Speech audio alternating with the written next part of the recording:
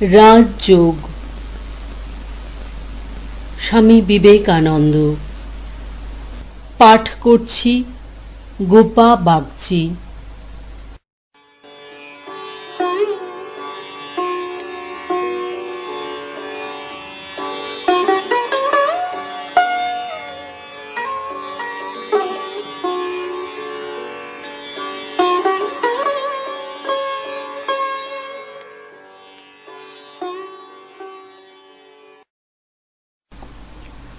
চতুর্থ অধ্যায়। কৈবল্যপাদ। সিদ্ধি অর্থাৎ শক্তি সমূহ জন্ম, ঔষধ, মন্ত্র, তপস্যা ও সমাধি হইতে উৎপন্ন হয়। কখনো কখনো মানুষ পূর্ব জন্মলব্ধ সিদ্ধি লইয়া জন্মগ্রহণ করেন। এই জন্মে সে যেন তাহাদের ফল ভোগ করিতেই আসে। সাংখ্য দর্শনের পিতা স্বরূপ কপিল সম্বন্ধে কথিত আছে যে তিনি সিদ্ধ হইয়া জন্মিয়াছিলেন। সিদ্ধ শব্দের আক্ষরিক অর্থ যিনি সফল বা কৃতকার্য হইয়াছেন। যোগীরা বলেন রাসায়নিক উপায়ে অর্থাৎ ঔষধাদি দ্বারা এই সকল শক্তি লাভ করা যাইতে পারে। তোমরা সকলেই জানো যে রসায়ন বিদ্যার প্রারম্ভ আলকেমি হইতে। মানুষ পরশ পাথর, সঞ্জীবনী অমৃত ইত্যাদি অন্বেষণ করিত। ভারতবর্ষে রাসায়ন নামে এক সম্প্রদায় ছিল। তাহাদের মত ছিল সূক্ষ্ম তত্ত্বপ্রিয়তা, জ্ঞান, আধ্যাত্মিকতা, ধর্ম এসব খুবই ভালো, কিন্তু এগুলি লাভ করিবার একমাত্র উপায় এই শরীর। যদি মধ্যে মধ্যে শরীর ভগ্ন অর্থাৎ মৃত্যুগ্রস্ত হয় তবে সেই চরম লক্ষ্যে পৌঁছিতে অনেক সময় লাগিবে। মনে করো কোনো ব্যক্তি যোগ অভ্যাস করিতে বা আধ্যাত্মিক ভাবাপন্ন হইতে ইচ্ছুক, কিন্তু যথেষ্ট উন্নতি করিতে না করিতেই তাহার মৃত্যু হইল। তখন সে আর এক দেহ লইয়া পুনরায় সাধন করিতে আরম্ভ করিল, আবার তাহার মৃত্যু হইল। এইরূপে পুনঃ পুনঃ জন্মগ্রহণ ও মৃত্যুতেই তাহার অধিকাংশ সময় নষ্ট হইয়া গেল। যদি শরীরকে এরূপ সবল ও নিখুঁত করিতে পারা যায় যে উহার জন্ম মৃত্যু একেবারে বন্ধ হয়, তাহা হইলে আধ্যাত্মিক উন্নতি করিবার অনেক সময় পাওয়া যাইবে। এই কারণে এই রাসায়নেরা বলিয়া থাকেন প্রথমে শরীরকে খুব সবল করো। তাহারা বলেন শরীরকে অমর করা যাইতে পারে। ইহাদের মনের ভাব এই যে শরীর গঠন করিবার কর্তা যদি মন হয়, আর ইহা যদি সত্য হয় যে প্রত্যেক ব্যক্তির মন সেই অনন্ত শক্তি প্রকাশের এক একটি বিশেষ প্রণালী মাত্র, তবে এইরূপ প্রত্যেক প্রণালীর বাহির হইতে যথেচ্ছ শক্তি সংগ্রহ করিবার কোনো সীমা নির্দিষ্ট থাকিতে পারে না। সুতরাং আমরা চিরকাল এই শরীরকে রাখিতে পারিব না কেন? যত শরীর আমরা ধারণ করি সব আমাদিগকেই গঠন করিতে হয়। যখনই এই শরীরের পতন হইবে তখন আবার আমাদিগকেই আরেকটি শরীর গঠন করিতে হইবে। যদি আমাদের এই ক্ষমতা থাকে তবে এই শরীর হইতে বাহিরে না গিয়া আমরা এখানেই এবং এখনই সেই গঠন কার্য করিতে পারিব না কেন? তত্ত্বের দিক দিয়া ইহা সম্পূর্ণ সত্য। ইহা যদি সম্ভব হয় যে আমরা মৃত্যুর পরও কোনো একভাবে জীবিত থাকি এবং নিজ নিজ শরীর গঠন করি, তবে শরীরকে সম্পূর্ণ ধ্বংস না করিয়া কেবল উহাকে ক্রমশ পরিবর্তিত করিয়া এই পৃথিবীতে অর্থাৎ নূতনতর শরীর গঠন করা আমাদের পক্ষে অসম্ভব হইবে কেন? তাহাদের আরও বিশ্বাস ছিল যে পারদে ও গন্ধকে অত্যদ্ভুত শক্তি লুক্কায়িত আছে। এই দ্রব্যগুলি হইতে প্রস্তুত কোনো বিশেষ রসায়ন দ্বারা মানুষ যতদিন ইচ্ছা শরীরকে অবিকৃত রাখিতে পারে। অপর কেহ বিশ্বাস করিত যে ঔষধ বিশেষের সেবনে আকাশ গমনাদি সিদ্ধিলাভ হইতে পারে। আজকালকার অধিকাংশ আশ্চর্য ঔষধি, বিশেষত ঔষধে ধাতুর ব্যবহার আমরা এই রসায়ন বিদ্যা হইতে পাইয়াছি। কোনো কোনো যোগী সম্প্রদায় দাবি করেন তাহাদের প্রধান প্রধান গুরুরা অনেকে এখনও তাহাদের পুরাতন শরীরেই বিদ্যমান আছেন। যোগ সম্বন্ধে শ্রেষ্ঠ প্রমাণভূত অর্থাৎ যাহার প্রামাণ্য অকাট্য, সেই পতঞ্জলিও ইহা অস্বীকার করেন না। মন্ত্রশক্তি। মন্ত্র নামক কতকগুলি পবিত্র শব্দ আছে। নির্দিষ্ট নিয়মে উচ্চারণ করিলে এগুলি হইতে আশ্চর্য শক্তি লাভ হইয়া থাকে।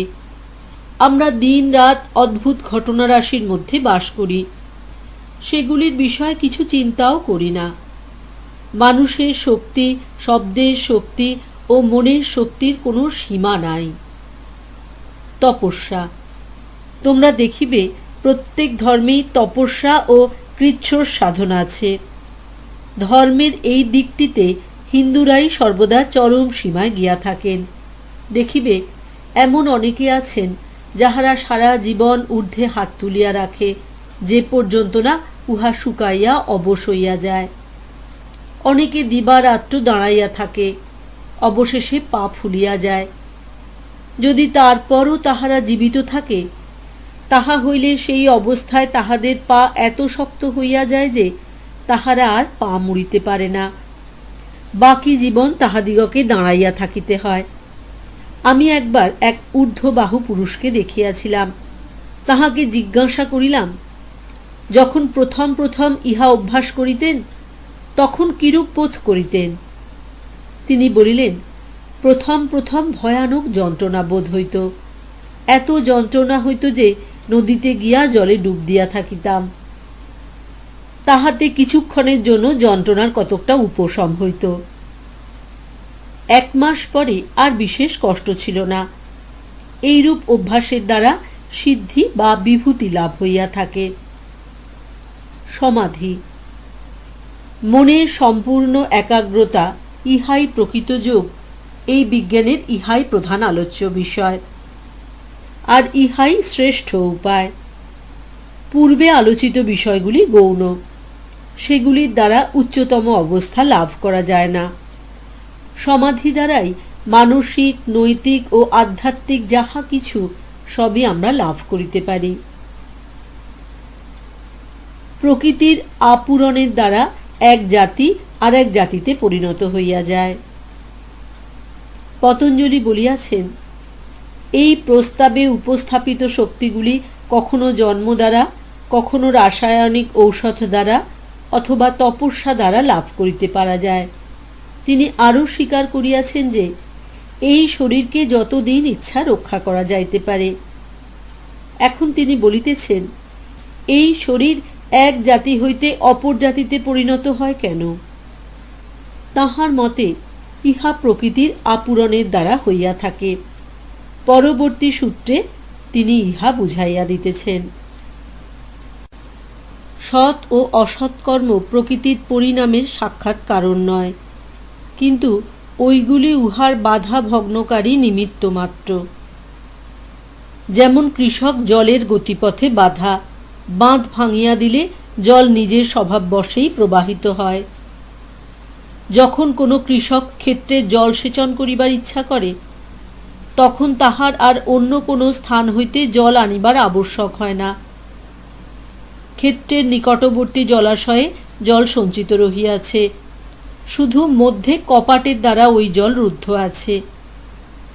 কৃষক সেই কপাট খুলিয়া দেয় এবং জল স্বতই মাধ্যাকর্ষণের নিয়মানুসারে ক্ষেত্রে প্রবাহিত হয়। এইরূপে সর্বপ্রকার উন্নতি ও শক্তি পূর্ব হইতেই প্রত্যেকের ভিতর রহিয়াছে। পূর্ণতা মনুষ্যের অন্তর্নিহিত ভাব, কেবল উহার দ্বার রুদ্ধ আছে। প্রবাহিত হইবার প্রকৃত পথ পাইতেছে না। যদি কেহ ওই বাধা সরাইয়া দিতে পারে, তবে প্রকৃতিগত শক্তি সবেগে প্রবাহিত হইবে। তখন মানুষ তাহার নিজস্ব শক্তিগুলি লাভ করিয়া থাকে। এই প্রতিবন্ধক অপসারিত হইলে এবং প্রকৃতির শক্তি অপ্রতিহতভাবে ভিতরে প্রবেশ করিলে আমরা যাহাদিগকে দুষ্ট বলি, তাহারা সাধু হইয়া যায়। স্বভাব বা প্রকৃতি আমাদের পূর্ণতার দিকে লইয়া যাইতেছে। কালে এই প্রকৃতি সকলকেই সেই অবস্থায় লইয়া যাইবে।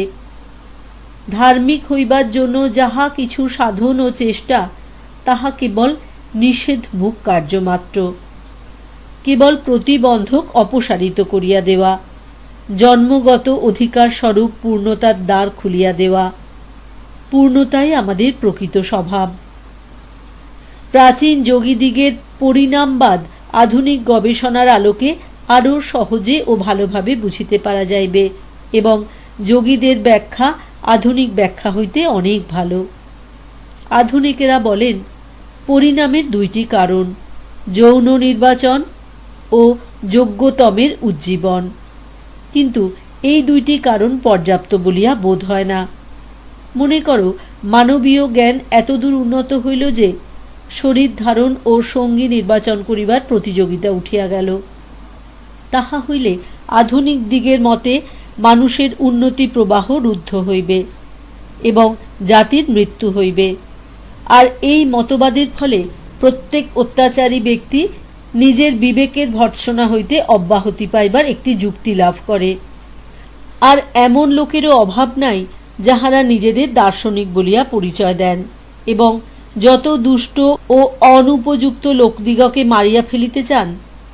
অর্থাৎ তাহারাই যেন মানুষের যোগ্যতা অযোগ্যতার একমাত্র বিচারক। এইভাবে তাহারা মনুষ্য জাতিকে রক্ষা করিবেন। কিন্তু সেই মহান প্রাচীন পরিণামবাদী পতঞ্জলি ঘোষণা করিয়াছেন, ক্রমবিকাশ বা পরিণামের প্রকৃত রহস্য প্রত্যেক ব্যক্তিতে যে পূর্ণতা অন্তর্নিহিত রহিয়াছে তাহারই বিকাশ মাত্র। ওই পূর্ণতা বাধাপ্রাপ্ত হইয়াছে এবং বাধার ওপারে অনন্ত তরঙ্গস্রোত নিজেকে প্রকাশ করিবার জন্য চেষ্টা করিতেছে। এই সংগ্রাম ও প্রতিদ্বন্দ্বিতা আমাদের অজ্ঞানের ফলমাত্র। এই দ্বার কি করিয়া খুলিয়া দিতে হয় ও জলকে কি করিয়া ভিতরে আনিতে হয় তাহা জানি না বলিয়াই এইরূপ হইয়া থাকে। বাঁধের ভিতরে যে অনন্ত তরঙ্গ স্রোত রহিয়াছে তাহা নিজেকে প্রকাশ করিবেই করিবে। ইহাই সমুদয় অভিব্যক্তির কারণ। কেবল জীবন ধারণের অথবা ইন্দ্রিয় ভোগের জন্য প্রতিযোগিতা অজ্ঞানজাত ক্ষণিক অনাবশ্যক বাহ্য ব্যাপার মাত্র। সকল প্রতিযোগিতা বন্ধ হইয়া গেলেও যতদিন পর্যন্ত না প্রত্যেক ব্যক্তি পূর্ণ হইতেছে ততদিন আমাদের এই অন্তর্নিহিত পূর্ণ স্বভাব আমাদিগকে ক্রমশ অগ্রসর করাইয়া উন্নতির দিকে লইয়া যাইবে। অতএব প্রতিযোগিতা যে উন্নতির জন্য আবশ্যক ইহা বিশ্বাস করিবার কোনো যুক্তি নাই। পশুর ভিতর মানুষ চাপা রহিয়াছে। যেমন দ্বার উন্মুক্ত হয় অর্থাৎ প্রতিবন্ধক অপসারিত হয়, অমনি সবেগে মানুষ বহির্গত হয়। এইরূপে মানুষের ভিতরেও দেবতা অন্তর্নিহিত রহিয়াছেন।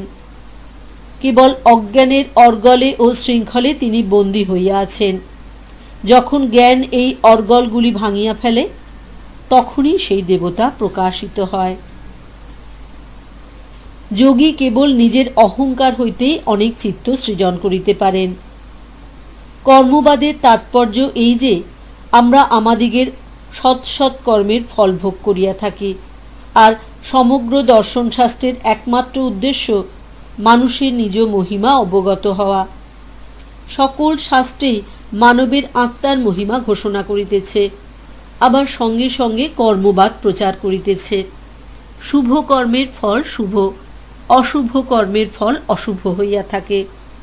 কিন্তু যদি শুভাশুভ কর্ম আত্মার উপর প্রভাব বিস্তার করিতে পারে তবে আত্মা তো কিছুই নয়। প্রকৃতপক্ষে অশুভ কর্ম কেবল পুরুষের স্বরূপ প্রকাশে বাধা দেয়। শুভ কর্ম সেই বাধাগুলি দূর করিয়া দেয়। তখনই পুরুষের মহিমা প্রকাশিত হয়, কিন্তু পুরুষ নিজে কখনোই পরিবর্তিত বা পরিণামপ্রাপ্ত হন না। তুমি যাহাই করো না কেন কিছুই তোমার মহিমা, তোমার নিজ স্বরূপ নষ্ট করিতে পারে না, কারণ কোনো বস্তুই আত্মার উপর ক্রিয়া করিতে পারে না। আত্মার উপর কেবল একটি আবরণ পড়ে এবং উহার পূর্ণতা আচ্ছাদিত হয়। যোগীগণ শীঘ্র শীঘ্র কর্মক্ষয় করিবার জন্য কায় বুহ অর্থাৎ একসঙ্গে বহু দেহ সৃজন করেন। এই সকল দেহের জন্য তাহারা তাহাদের অস্মিতা বা অহং তত্ত্ব হইতে অনেকগুলি মন সৃষ্টি করেন। তাহাদের মূল চিত্তের সহিত পৃথকত্ব বুঝাইবার জন্য এই নির্মিত চিত্তসমূহকে নির্মাণ চিত্ত বলা হয়। যদিও এই ভিন্ন ভিন্ন সৃষ্ট মনের কার্য নানা প্রকার, কিন্তু সেই এক আদি মনই সবগুলির নিয়ন্তা। ভিন্ন ভিন্ন মন ভিন্ন ভিন্ন দেহে কার্য করে। এগুলিকে নির্মাণ চিত্ত এবং এই শরীরগুলিকে নির্মাণ দেহ বলে, অর্থাৎ বিশেষভাবে নির্মিত শরীর ও মন। ভূত অর্থাৎ মূল উপাদান ও মন যেন দুইটি অফুরন্ত ভাণ্ডার গৃহের মতো। যোগী হইলেই তুমি এ দুটিকে জয় করিবার রহস্য অবগত হইবে। এই জ্ঞান বরাবরই তোমার ছিল, তুমি শুধু উহা ভুলিয়া গিয়াছ। যোগী হইলে উহা তোমার স্মৃতিপথে উদিত হইবে। তখন তুমি উহাকে লইয়া যাহা ইচ্ছা তাহাই করিতে পারিবে, যেভাবে ইচ্ছা সেইভাবে ব্যবহার করিতে পারিবে। যে উপাদান হইতে এই বৃহৎ ব্রহ্মাণ্ডের উৎপত্তি হয়, এই নির্মাণ চিত্ত সেই উপাদান হইতে নির্মিত। মন এক পদার্থ আর ভূত এক পদার্থ তাহা নয়, উহারা একই পদার্থের বিভিন্ন দিক মাত্র। অস্মিতাই সেই উপাদান, সেই সূক্ষ্ম বস্তু, যাহা হইতে যোগীর এই নির্মাণ চিত্ত ও নির্মাণ দেহ প্রস্তুত হয়। সুতরাং যখনই যোগী প্রকৃতির এই শক্তিগুলির রহস্য অবগত হন, তখনই তিনি অস্মিতা নামক উপাদান হইতে যত ইচ্ছা মন ও শরীর নির্মাণ করিতে পারেন। ভিন্ন ভিন্ন প্রকার চিত্তের মধ্যে যে চিত্ত সমাধি দ্বারা লব্ধ, তাহা বাসনা শূন্য। ভিন্ন ভিন্ন ব্যক্তিতে যে আমরা ভিন্ন ভিন্ন প্রকার মন দেখিতে পাই, তন্মধ্যে যে মনের পূর্ণ একাগ্রতা বা সমাধি অবস্থা লাভ হইয়াছে, তাহাই সর্বোচ্চ। যে ব্যক্তি ঔষধ, মন্ত্র অথবা কৃচ্ছ্রতা বলে কতকগুলি শক্তি লাভ করে, তাহার তখনও বাসনা থাকে। কিন্তু যে ব্যক্তি ধ্যান যোগের দ্বারা সমাধি লাভ করে, কেবল সেই ব্যক্তি সকল বাসনা হইতে মুক্ত। যোগীর কর্ম কৃষ্ণও নয়, শুক্লও নয়, কিন্তু অন্যান্য ব্যক্তির পক্ষে কর্ম ত্রিবিধ, অর্থাৎ শুক্ল, কৃষ্ণ ও মিশ্র। যখন যোগী সিদ্ধি বা পূর্ণতা লাভ করেন, তখন তাহার কার্য ও ওই কার্য দ্বারা যে সকল কর্মফল উৎপন্ন হয়, সেগুলি আর তাহাকে বাঁধিতে পারে না, কারণ তিনি তো ওইগুলি চান নাই। তিনি কেবল কর্ম করিয়া যান। তিনি পরহিতের জন্য কর্ম করেন, কল্যাণের কর্ম করেন, কিন্তু ফলের দিকে তাকান না। অতএব কর্মফল তাহাকে স্পর্শ করিবে না। সাধারণ মানুষের কথা আলাদা। যাহারা এই সর্বোচ্চ অবস্থা লাভ করে, তাহাদের পক্ষে কর্ম ত্রিবিধ: কৃষ্ণ অর্থাৎ অসৎ বা অশুভ কর্ম, শুক্ল অর্থাৎ সৎ বা শুভ কর্ম ও মিশ্র। এই ত্রিবিধ কর্ম হইতে কেবল সেই বাসনাগুলি প্রকাশিত হয় যেগুলি সেই অবস্থায় প্রকাশ পাইবার উপযুক্ত। অন্যগুলি সেই সময়ের জন্য স্থিমিতভাবে থাকে। মনে করো, আমি সৎ, অসৎ ও মিশ্রিত এই তিন প্রকার কর্মই করিলাম। তারপর মনে করো আমার মৃত্যু হইল, আমি স্বর্গে দেবতা হইলাম। মনুষ্য দেহের বাসনা আর দেবদেহের বাসনা একরূপ নয়। দেব শরীর ভোজন বা পান কিছুই করে না। তাহা হইলে আত্মার যে প্রাক্তন অভুক্ত কর্ম, আহার ও পানের বাসনা সৃজন করিয়াছে, সেগুলি কোথায় যাইবে? আমরা যদি দেবতা হই, তাহা হইলে এই কর্ম কোথায় যাইবে? ইহার উত্তর এই যে, বাসনা উপযুক্ত পরিবেশ ও ক্ষেত্র পাইলেই প্রকাশিত হইতে পারে। যে সকল বাসনার প্রকাশের উপযুক্ত পরিবেশ হইয়াছে, কেবল সেগুলিই প্রকাশ পাইবে, অবশিষ্টগুলি সঞ্চিত হইয়া থাকিবে। এই জীবনেই আমাদের অনেক দেবচিত, অনেক মনুষ্যচিত ও অনেক পাশব বাসনা রহিয়াছে।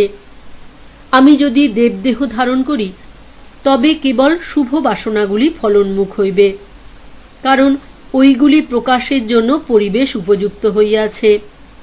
আমি যদি পশু দেহ ধারণ করি, তাহা হইলে কেবল পাশব বাসনাগুলিই আগাইয়া আসিবে। শুভ বাসনাগুলি তখন অপেক্ষা করিতে থাকিবে। ইহাতে কি প্রমাণিত হয়? প্রমাণিত হয় যে উপযুক্ত পরিবেশের সাহায্যে এই বাসনাগুলি আমরা দমন করিতে পারি। কেবল যে কর্ম সেই বিশেষ পরিবেশের উপযোগী তাহাই প্রকাশ পাইবে। ইহাতে প্রমাণিত হইতেছে যে পরিবেশের শক্তিতে কর্মকেও নিয়ন্ত্রিত করা যায়। স্মৃতি ও সংস্কার একরূপ বলিয়া জাতি, দেশ ও কাল ব্যবহৃত হইলেও বাসনার আনন্তর্য হইবে। অনুভূতি সমূহ সূক্ষ্ম সংস্কার রূপে পরিণত হয়। জাগরিত সংস্কারকেই স্মৃতি বলে।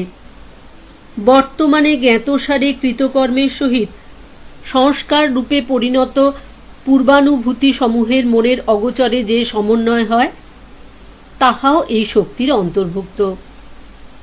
প্রত্যেক দেহে, তজ্জাতীয় দেহে যে সকল সংস্কার লব্ধ হইয়াছে, কেবল সেইগুলি সেই দেহে কর্মের কারণ হইবে। ভিন্ন জাতীয় দেহের সংস্কার তখন স্থিমিতভাবে থাকিবে। প্রত্যেক শরীরই সেই জাতীয় কতকগুলি শরীরের উত্তর পুরুষ রূপে কার্য করিবে। এই রূপে বাসনার পূর্বাপর্য নষ্ট হয় না। সুখের বাসনা নিত্য বলিয়া বাসনাও অনাদি।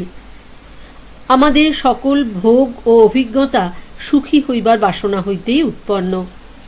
এই ভোগের কোনো আদি নাই, কারণ প্রত্যেক নূতন ভোগী পূর্বভোগের দ্বারা আমাদের চিত্তে যে এক প্রকার প্রবণতা উৎপন্ন হইয়াছে, তাহারই উপর স্থাপিত। এই কারণে বাসনা অনাদি। এই বাসনাগুলি হেতু, ফল, আধার ও তাহার বিষয়, এইগুলি দ্বারা একত্র গ্রথিত হয় বলিয়া ইহাদের অভাব হইলে বাসনারও অভাব হয়। এই বাসনাগুলি কার্যকারণ সূত্রে গ্রথিত। মনে কোনো বাসনা উদিত হইলে উহা স্বীয় ফলপ্রসব না করিয়া বিনষ্ট হইবে না। আবার মন সংস্কার রূপে পরিণত অতীত বাসনা সমূহের আধার, বৃহৎ ভাণ্ডার স্বরূপ। যতক্ষণ না ওইগুলি কর্মরূপে নিঃশেষিত হইতেছে, ততক্ষণ উহাদের বিনাশ নাই। আবার যতদিন ইন্দ্রিয়গণ বাহ্য বস্তু গ্রহণ করিবে, ততদিন নূতন নূতন বাসনা উত্থিত হইবে। যদি এইগুলি অর্থাৎ কার্য, কারণ, আধার ও বিষয় হইতে অব্যাহতি পাওয়া সম্ভব হয়, তবেই বাসনার বিনাশ হইতে পারে। বস্তুর ধর্ম বা গুণ সকলই বিভিন্ন রূপ ধারণ করিয়াছে বলিয়া অতীত ও ভবিষ্যৎ অর্থাৎ বর্তমানে দৃষ্ট না হইলেও তাহাদের স্বরূপেই অবস্থিত আছে। তাৎপর্য এই যে অসৎ হইতে কখনো সৎ উৎপন্ন হয় না। অতীত ও ভবিষ্যৎ যদিও ব্যক্তরূপে এখন নাই, তথাপি সূক্ষ্মাকারে বিদ্যমান আছে। উহারা কখনো ব্যক্ত, কখনো বা সূক্ষ্ম অবস্থায় অবস্থান করে, আর গুণই উহাদের আত্মা অর্থাৎ স্বরূপ। গুণ বলিতে সত্য, রজ, তম এই তিন উপাদানকে বুঝায়। উহাদের স্থূল অবস্থায় এই ইন্দ্রিয়গ্রাহ্য জগৎ। অতীত ও ভবিষ্যৎ এই গুণ কয়েকটিরই বিভিন্ন প্রকাশে উৎপন্ন হয়। পরিণামের মধ্যে একত্ব দেখা যায় বলিয়া বস্তু বাস্তবিক এক, যদিও উপাদান তিনটি অর্থাৎ সত্য, রজ ও তম, তথাপি তাহাদের পরিণাম ও পরিবর্তনের ভিতরে একটি সম্বন্ধ থাকায় সকল বস্তুতেই একত্ব আছে বুঝিতে হইবে। বস্তু এক হইলেও চিত্ত ভিন্ন ভিন্ন বলিয়া ভিন্ন ভিন্ন রূপ বাসনা ও অনুভূতি হইয়া থাকে। একই বস্তু সম্পর্কে যেহেতু অনুভূতি ও বাসনা ভিন্ন ভিন্ন হয়, অতএব মন ও বিষয় ভিন্ন স্বভাব। চিত্তে বস্তুর প্রতিবিম্বপাতের অপেক্ষা থাকাতে বস্তু কখনো জ্ঞাত ও কখনো অজ্ঞাত থাকে। চিত্তবৃত্তিগুলিকে সর্বদাই জানা যায়, কারণ উহাদের প্রভু পুরুষ অপরিণামী। এতক্ষণ ধরিয়া যে মতের কথা বলা হইতেছে, তাহার সংক্ষিপ্ত মর্ম এই যে জগৎ মনোময় ও ভৌতিক এই উভয় প্রকারই। আর এই মনোময় ও ভৌতিক জগৎ সর্বদাই যেন প্রবাহের আকারে চলিয়াছে। এই পুস্তকখানি কি? ইহা নিত্য পরিবর্তনশীল কতকগুলি পরমাণুর সমষ্টি মাত্র। কতকগুলি বাহিরে যাইতেছে, কতকগুলি ভিতরে আসিতেছে। উহা একটি আবর্ত স্বরূপ। কিন্তু এই একাত্মবোধ কি করিয়া হইতেছে? এটি যে সেই একই পুস্তক, এই বোধ কি করিয়া হইতেছে? এই পরিণামগুলি তালে তালে হইতেছে। তালে তালে উহারা আমার মনে তাহাদের প্রভাব প্রেরণ করিতেছে। যদিও উহাদের ভিন্ন ভিন্ন অংশগুলি সদা পরিবর্তনশীল, তথাপি উহারাই একত্র হইয়া একটি অবিচ্ছিন্ন চিত্তের জ্ঞান উৎপন্ন করিতেছে। মনও এরূপ সদা পরিবর্তনশীল। মন আর শরীর যেন বিভিন্ন বেগে গতিশীল একই পদার্থের দুইটি স্তর মাত্র। তুলনায় একটি মৃদু ও অপরটি দ্রুততর বলিয়া অবশ্য আমরা ওই দুইটির গতির মধ্যে পার্থক্য অনায়াসে ধরিতে পারি। যেমন একটি ট্রেন চলিতেছে এবং একখানি গাড়ি তাহার পাশ দিয়া যাইতেছে, কিছু দূর পর্যন্ত এই উভয়েরই গতি নির্ণীত হইতে পারে, কিন্তু তথাপি আরেকটি পদার্থের প্রয়োজন। নিশ্চল বস্তু একটি থাকিলেই গতিকে অনুভব করা যাইতে পারে, তবে যখন দুই তিনটি বস্তু বিভিন্ন গতিবিশিষ্ট হয় তখন আমরা প্রথমে দ্রুততরটির, পরিশেষে মৃদুতর গতিশীল বস্তুটির গতি অনুভব করিতে পারি। মন কি করিয়া অনুভব করিবে? উহাও নিয়ত গতিশীল। সুতরাং অপর একটি বস্তু থাকা প্রয়োজন যাহা অপেক্ষাকৃত মৃদুভাবে গতিশীল, পরে তদপেক্ষা মৃদুতর, তদপেক্ষা মৃদুতর, এইরূপ চলিতে চলিতে ইহারা সীমা পাওয়া যাইবে না। সুতরাং যুক্তি তোমাকে কোনো এক স্থানে থামিতে বাধ্য করিবে। অপরিবর্তনীয় কোনো বস্তুকে জানিয়া তোমাকে এই পর্যায়ে শেষ করিতেই হইবে। এই অশেষ গতি শৃঙ্খলের পশ্চাতে অপরিণামী, অসঙ্গ, শুদ্ধ স্বরূপ পুরুষ রহিয়াছেন। যেমন ম্যাজিক লণ্ঠন হইতে আলো আসিয়া স্থির বস্ত্রখণ্ডের উপর প্রতিফলিত হইয়া উহাতে নানা বর্ণের চিত্র উৎপন্ন করে, অথচ কোনো রূপেই উহাকে মলিন বা রঞ্জিত করে না, ঠিক সেইভাবেই এই সব সংস্কার স্থির পুরুষের উপর প্রতিফলিত হইতেছে মাত্র। মন দৃশ্য পদার্থ বলিয়া স্বয়ং প্রকাশ নয়। প্রকৃতির সর্বত্রই প্রচণ্ড শক্তির বিকাশ দেখা যায়, কিন্তু প্রকৃতির স্বপ্রকাশ নয়, স্বভাবত চৈতন্য স্বরূপ নয়। কেবল পুরুষই স্বপ্রকাশ। তাহার জ্যোতিতেই প্রত্যেক বস্তু উদ্ভাসিত হইতেছে, তাহারই শক্তি জড় ও অন্যান্য শক্তির মধ্য দিয়া সঞ্চারিত হইতেছে। এক সময় দুইটি বস্তুকে বুঝিতে পারে না বলিয়া মন স্বপ্রকাশ নয়। মন যদি স্বপ্রকাশ হইত তবে একই সময়ে উহা নিজেকে ও উহার প্রকাশ্য বস্তুগুলিকে অনুভব করিতে পারিত। মন তো তাহা পারে না। যদি এক বস্তুতে গভীর মনোযোগ প্রদান করো, তবে আর অন্য বস্তুতে মন এক সময় নিজেকে ও বিষয়কে অনুভব করিতে পারে না বলিয়া উহা স্বপ্রকাশ নয়, পুরুষই স্বপ্রকাশ।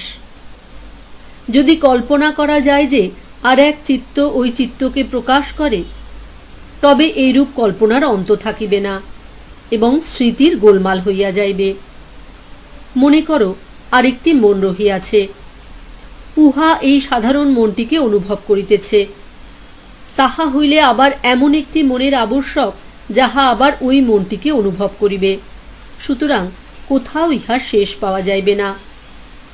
ইহাতে স্মৃতিরও গোলমাল উপস্থিত হইবে, কারণ স্মৃতির কোনো নির্দিষ্ট ভাণ্ডার থাকিবে না।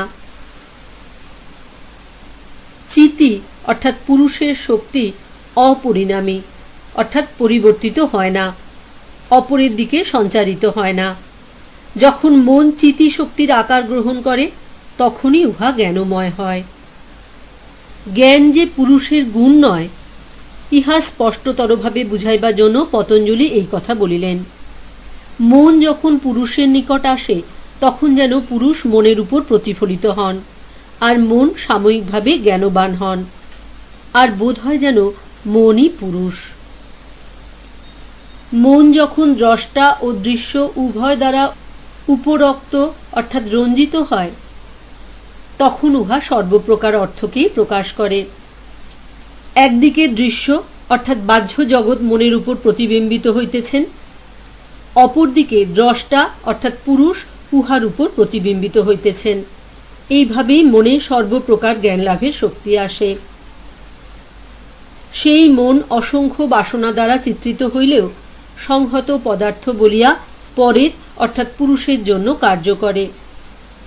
মন নানা প্রকার পদার্থের সংহতি, সুতরাং উহা নিজের জন্য কার্য করিতে পারে না। এই জগতে যত সংহত পদার্থ আছে সকলেরই প্রয়োজন অপর বস্তুতে, অর্থাৎ এমন কোনো তৃতীয় বস্তুতে যাহার জন্য সেই পদার্থ এই রূপে সংযুক্ত হইয়াছে।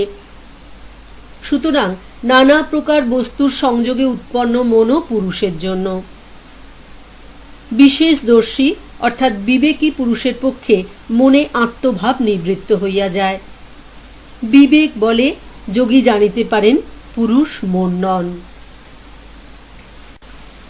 তখন চিত্ত বিবেক প্রবণ হইয়া কৈবল্যের পূর্বাবস্থা লাভ করে। এই রূপে যোগাভ্যাসের দ্বারা বিবেক শক্তিরূপ দৃষ্টির শুদ্ধতা লাভ হইয়া থাকে। আমাদের দৃষ্টির আবরণ সরিয়া যায়। আমরা তখন বস্তুর স্বরূপ উপলব্ধি করিতে পারি। আমরা বুঝিতে পারি যে প্রকৃতি একটি মিশ্র পদার্থ। উহা সাক্ষী স্বরূপ পুরুষের জন্য এই সকল বিচিত্র দৃশ্য দেখাইতেছে। আমরা তখন বুঝিতে পারি প্রকৃতি জগতের প্রভু নয়। এই প্রকৃতির সমুদয় সংহতি কেবল আমাদের হৃদয় সিংহাসনে সমাসীন রাজা পুরুষকে এইসব দেখাইবার জন্য। যখন দীর্ঘকাল অভ্যাসের দ্বারা বিবেকের উদয় হয়, তখন ভয় চলিয়া যায় ও কৈবল্য প্রাপ্তি হয়। উহার বিঘ্নরূপে মধ্যে মধ্যে অন্যান্য চিন্তা মনে উঠে, তাহা সংস্কার হইতেই উৎপন্ন হয়। আমাকে সুখী করিবার জন্য কোনো বাহিরের বস্তু আবশ্যক, এইরূপ বিশ্বাস আমাদের যে সকল ভাব হইতে আসে, সেগুলি সিদ্ধি লাভের প্রতিবন্ধক। পুরুষ স্বভাবত সুখ ও আনন্দ স্বরূপ, কিন্তু এই জ্ঞান পূর্ব সংস্কারের দ্বারা আবৃত রহিয়াছে। এই সংস্কারগুলির ক্ষয় হওয়া আবশ্যক। অবিদ্যা, অস্মিতা প্রভৃতি ক্লেশগুলিকে যে উপায়ের দ্বারা ধ্বংস করার কথা বলা হইয়াছে, এগুলিকেও ঠিক সেই উপায়েই নাশ করিতে হইবে। তত্ত্বসমূহের বিবেক জ্ঞান লাভের ঠিক পূর্বে ঐশ্বর্যরূপ ফলও যিনি ত্যাগ করেন, বিবেক জ্ঞানের ফলে তাহার ধর্মমেঘ নামক সমাধি লাভ হইয়া থাকে। যখন যোগী এই বিবেক জ্ঞান লাভ করেন, তখন তাহার নিকট পূর্ব অধ্যায়ে কথিত শক্তিগুলি আসিবে, কিন্তু প্রকৃত যোগী এগুলি পরিত্যাগ করিয়া থাকেন। তখন তিনি এক বিশেষ আলোক দেখিতে পান। তিনি ধর্মমেঘ নামক এক আশ্চর্য জ্ঞানের অধিকারী হন। ইতিহাস যে সকল ধর্মগুরুর কথা বর্ণনা করিয়াছে, তাহারা সকলেই এই ধর্মমেঘ সমাধি লাভ করিয়াছিলেন। তাহারা নিজেদের ভিতরেই জ্ঞানের বিশাল ভিত্তি খুঁজিয়া পাইয়াছিলেন। সত্য তাহাদের নিকট বাস্তব রূপে প্রকাশিত হইয়াছিল। পূর্বোক্ত শক্তিসমূহের অভিমান ত্যাগ করাতে শান্তি, বিনয় ও পূর্ণ পবিত্রতা তাহাদের স্বভাবগত হইয়া গিয়াছিল। তাহা হইতে ক্লেশ ও কর্মের নিবৃত্তি হয়। যখন এই ধর্মমেঘ সমাধি হয়, তখন আর পতনের আশঙ্কা নাই। কিছুতেই আর তাহাকে নিম্ন দিকে টানিয়া লইয়া যাইতে পারে না, আর তাহার কোনো দুঃখ কষ্ট থাকে না। তখন সর্বপ্রকার আবরণ ও অশুদ্ধি শূন্য হওয়ায় জ্ঞান অনন্ত হইয়া যায়। সুতরাং জ্ঞেয়ও অল্প হইয়া পড়ে। জ্ঞান তো ভিতরেই রহিয়াছে, উহার আবরণ সরিয়া গিয়াছে। কোনো বৌদ্ধ শাস্ত্র বুদ্ধ অর্থাৎ ইহা একটি অবস্থার সূচক শব্দে লক্ষণ করিয়াছেন। অনন্ত আকাশের ন্যায় অনন্ত জ্ঞান। যিশু ওই অবস্থা লাভ করিয়া খ্রিস্ট হইয়াছিলেন। তোমরা সকলেই ওই অবস্থা লাভ করিবে, তখন জ্ঞান অনন্ত হইয়া যাইবে। সুতরাং জ্ঞেয় অল্প হইয়া যাইবে। সর্বপ্রকার জ্ঞেয় বস্তু সমন্বিত সমগ্র জগৎ পুরুষের নিকট যেন শূন্যে পরিণত হয়। সাধারণ মানুষ নিজেকে অতি ক্ষুদ্র মনে করে, কারণ তাহার নিকট জ্ঞেয় বস্তু অনন্ত বলিয়া বোধ হয়। যখন গুণগুলির কার্য শেষ হইয়া যায়, তখন গুণগুলির পরপর যে ভিন্ন ভিন্ন পরিণাম, তাহাও শেষ হইয়া যায়। তখন গুণগুলির এইসব বিবিধ পরিণাম, এক জাতি হইতে অপর জাতিতে পরিণতি, সব একেবারে শেষ হইয়া যায়। যে পরিণাম ক্ষণ অর্থাৎ মুহূর্ত সম্বন্ধ লইয়া অবস্থিত ও যাহাকে একটি শ্রেণীর অপর প্রান্তে অর্থাৎ শেষে যাইয়া বুঝিতে পারা যায়, তাহার নাম ক্রম। পতঞ্জলি এখানে ক্রম শব্দের সংজ্ঞা দিতেছেন। যে পরিণামগুলি মুহূর্ত কাল সম্বন্ধে সম্বন্ধ, ক্রম শব্দ দ্বারা সেগুলিকে বুঝাইতেছে। আমি চিন্তা করিতেছি ইহারই মধ্যে কতকগুলি মুহূর্ত চলিয়া গেল। এই প্রতি মুহূর্তেই ভাবের পরিবর্তন হইয়াছে, কিন্তু আমরা ওই পরিণামগুলিকে একটি শ্রেণীর অন্তে অর্থাৎ অনেক পরিণাম শ্রেণীর পথ ধরিতে পারি। ইহাকে ক্রম বলে। কিন্তু যে মন সর্বব্যাপী হইয়া গিয়াছে তাহার পক্ষে আর ক্রম নাই, তাহার পক্ষে সবই বর্তমান হইয়া গিয়াছে। কেবল এই বর্তমানই তাহার নিকট উপস্থিত আছে, ভূত ও ভবিষ্যৎ তাহার জ্ঞান হইতে একেবারে চলিয়া গিয়াছে। তখন সেই মন কালকে জয় করে, আর সমুদয় জ্ঞানই তাহার নিকট মুহূর্তের মধ্যে উদ্ভাসিত হয়। সবই তাহার নিকট বিদ্যুতের মতো এক ঝলকে প্রকাশ পায়। গুণ সকলে যখন পুরুষের আর কোনো প্রয়োজন থাকে না, তখন তাহাদের প্রতি লোমক্রমে লয়কে কৈবল্য বলে, অথবা উহাকে চিৎ শক্তির অর্থাৎ চৈতন্য শক্তির স্বরূপ প্রতিষ্ঠা বলিতে পারা যায়। প্রকৃতির কার্য ফুরাইল। আমাদের পরম কল্যাণময়ী ধাত্রী প্রকৃতি ইচ্ছা করিয়া যে নিঃস্বার্থ কার্য নিজ স্কন্ধে লইয়াছিলেন তাহা ফুরাইল। তিনি যেন আত্মবিস্মৃত জীবাত্মার হাত ধরিয়া তাহাকে জগতে যত প্রকার ভোগ আছে ধীরে ধীরে সব ভোগ করাইলেন। যত প্রকার প্রকৃতির অভিব্যক্তি বিকার আছে সব দেখাইলেন। ক্রমশ তাহাকে নানাবিধ শরীরের মধ্য দিয়া উচ্চ হইতে উচ্চতর সোপানে লইয়া যাইতে লাগিলেন। শেষে আত্মা নিজ হারানো মহিমা ফিরিয়া পাইলেন। নিজ স্বরূপ পুনরায় তাহার স্মৃতিপথে উদিত হইল। তখন সেই করুণাময়ী জননী যে পথে আসিয়াছিলেন সেই পথেই ফিরিয়া গেলেন, এবং যাহারা এই পদচিহ্নহীন জীবনের মরুতে পথ হারাইয়াছে তাহাদিগকে আবার পথ দেখাইতে প্রবৃত্ত হইলেন। এইভাবে তিনি অনাদি অনন্তকাল কার্য করিয়া চলিয়াছেন। এইরূপে সুখ দুঃখের মধ্য দিয়া, ভালো মন্দের মধ্য দিয়া জীবাত্মাগণ অনন্ত স্রোতে প্রবাহিত হইয়া সিদ্ধি ও আত্মসাক্ষাৎকার রূপ সমুদ্রের দিকে চলিয়াছেন। যাহারা নিজেদের স্বরূপ উপলব্ধি করিয়াছেন তাহাদের জয় হোক। তাহারা আমাদের সকলকে আশীর্বাদ করুন।